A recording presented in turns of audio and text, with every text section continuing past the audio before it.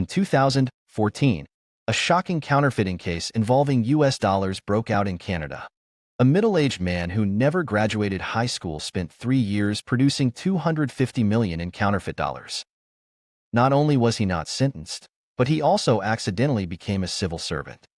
Frank Bourassa was born in 1970 to an ordinary family in Trois-Rivières, Quebec, Canada. According to local residents' memories, Frank was naturally rebellious and defiant. By the age of 12, Frank displayed an astonishing talent for crime. Some upper-grade students in the area often stole things from a mall in town. Watches, clothes, shoes. Some items were unnecessary, purely for the thrill. If they felt it was boring to steal, they would just throw it away. Frank thought this was unacceptable. It was sheer waste. The risks and rewards don't add up. You should follow me, and I'll open opportunities for you. Some scouted, some provided cover, and some were pickpockets. Frank was in charge of selling the stolen goods. Over 2,000 students in the school had bought stolen items from Frank. Because the business was doing so well, the youngest in the group, Frank, became the leader of this minor crime gang. Hundreds of Canadian dollars were coming in every week. Life was quite enjoyable. In the 1980s, one Canadian dollar could be exchanged for 50 cents. It's easy to imagine that the criminal earnings of teenage Frank were astonishing. Having money made him restless. Frank believed he was a genius at making money. He felt that the school severely restricted him. At 15, he simply dropped out. He left his parents' house and moved to the big city, preparing to make a big splash. To make a living, he first worked at an auto repair shop as an apprentice. Working was no easier than before. Frank often missed those thrilling days. More importantly, working on cars didn't earn much. He didn't behave for long, and Frank's criminal mind started up again. Since I work at the repair shop, it's convenient to steal wrenches, hammers, and auto parts. He would steal a little here and there during the repair process. No one would notice for a while. But petty theft wasn't Frank's ambition. He wanted to use this method to understand the local selling network and identify talent. Once everything was ready, Frank formed a small crime gang. This time he would not steal parts but whole cars, and he assigned risky jobs to others. Frank was only responsible for selling and distributing the stolen goods and managing the team. This business lasted 10 years. According to his later recollections, he dealt with an astonishing 500 stolen cars. He was the local sales champion, unmatched to this day. The key was that he operated safely, never getting caught by the police. If it weren't for the local cars being nearly stolen out and anti-theft technology becoming more advanced, Frank could have continued indefinitely. Time rolled into the late 90s. Approaching his 30s, Frank suddenly realized he couldn't live such a fearful life any longer. Because he had a wife and children, he then wanted to use the dirty money he had accumulated over the years to start a legitimate business. How many criminals have dreamed of going straight? But Frank later stated in interviews that this might be the dumbest decision of his life. Frank returned to his hometown and opened an auto parts processing factory in the town.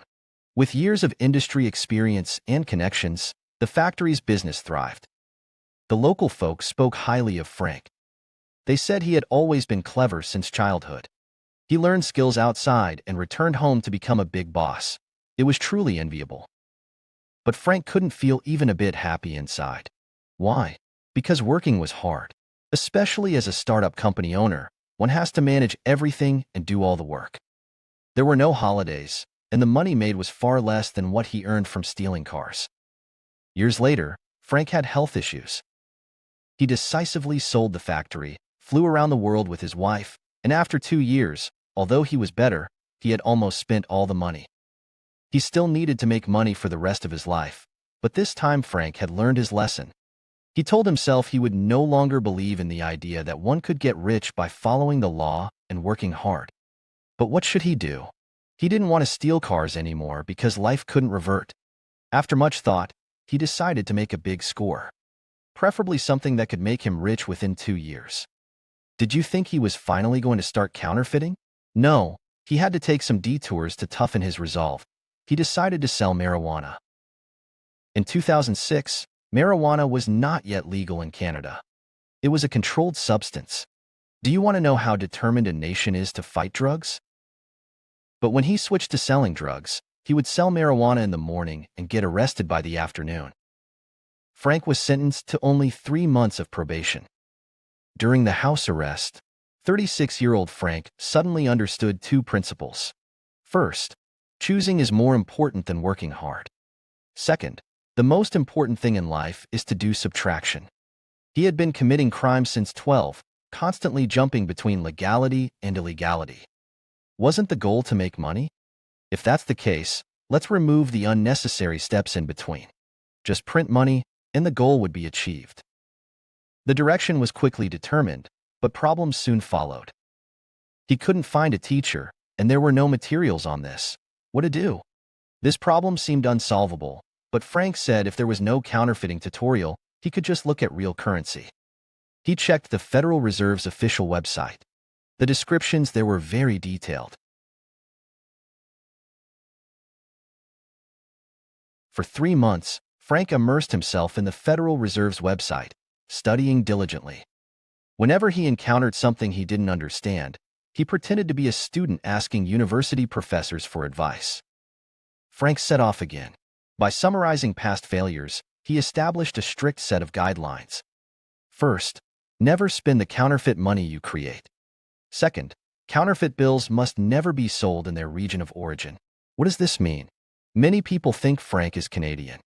The counterfeit bills he made must be fake Canadian dollars, circulating in Canada. But this approach is extremely foolish. It would be quite easy for the Canadian government to catch him. The smartest approach is to choose a currency that circulates widely around the world. For example, the US dollar, which can be used worldwide. But counterfeit US bills should not be sold to Americans. Instead, sell them in Europe, Japan, or India. This way, the difficulty of solving the case increases and Frank becomes safer.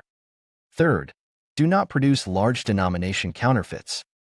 A regular vendor receiving a $100 bill will definitely inspect it under the light. If you do a poor job, it will be easily discovered. But with smaller amounts, just put them in your bag. Frank ultimately chose the amount of $20. Not only is it convenient for circulation, but its anti-counterfeiting technology is also simpler compared to $100. From 2006 to 2009, Frank spent 3 years, gradually overcoming technical challenges and securing raw material supplies. Although gravure printing machines were strictly controlled by the government, as long as he was willing to spend money to hire specialists, it was not a problem. The color-shifting ink was purchased from China. It was inexpensive and rarely checked. The hardest part was finding the special paper for manufacturing $20 bills. This paper is made from a special blend of linen and cotton. While the materials are simple, you can't buy them directly. There are 2 reasons. First, the cost of paper production is too high, which is not worth it. Second, no seller is willing to sell to you. Because everyone knows how to counterfeit, and people are very wary, easily raising police suspicion.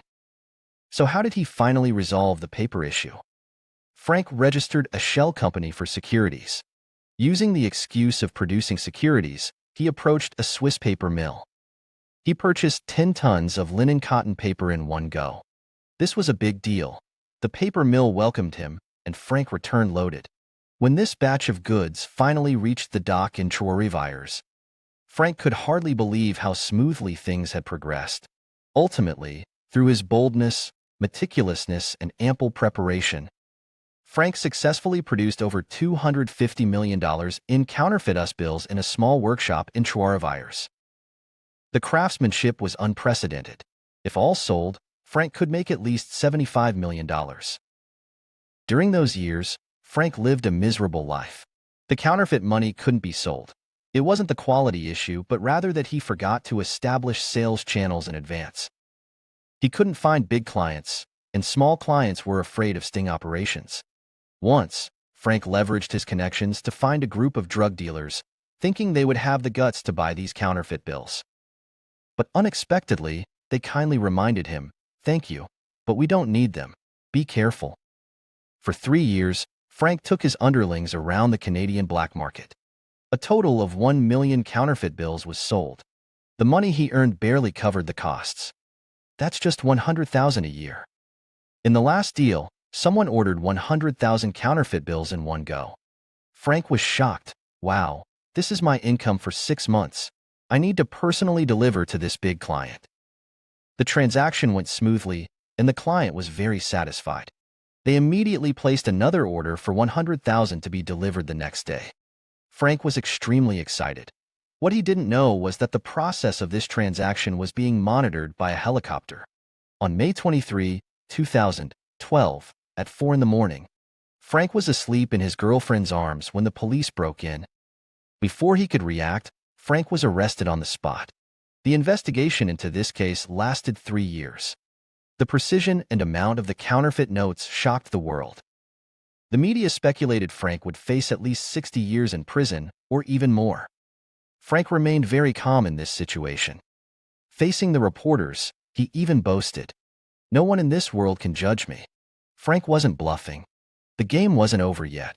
He still had a trump card. Its importance was enough to change everything. What was it? In a secret corner of Troarivires, there were still 249 million in counterfeit US bills.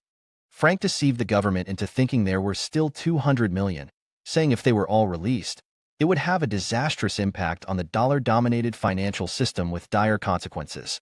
After negotiations, the Canadian government reached an agreement with Frank. As long as Frank handed over the remaining 200 million counterfeit bills, the government would drop the economic crime charges against him. In the end, he was fined 1,350 Canadian dollars and detained for 45 days. The charge was illegal possession of drugs. The matter of the counterfeit bills was closed. After his release, Frank was hired as an anti-counterfeiting expert. In his spare time, he appeared on television, wrote autobiographies, and enjoyed life. In 2020, the police recounted the stolen money and bills. They unexpectedly discovered Frank still secretly hoarded 49 million in counterfeit US bills. Due to the agreement, they could not continue to pursue liability. This matter later just fizzled out. That's the whole story of Canada's counterfeiting case. Thank you for watching, and please don't forget to subscribe to my channel. Thank you very much.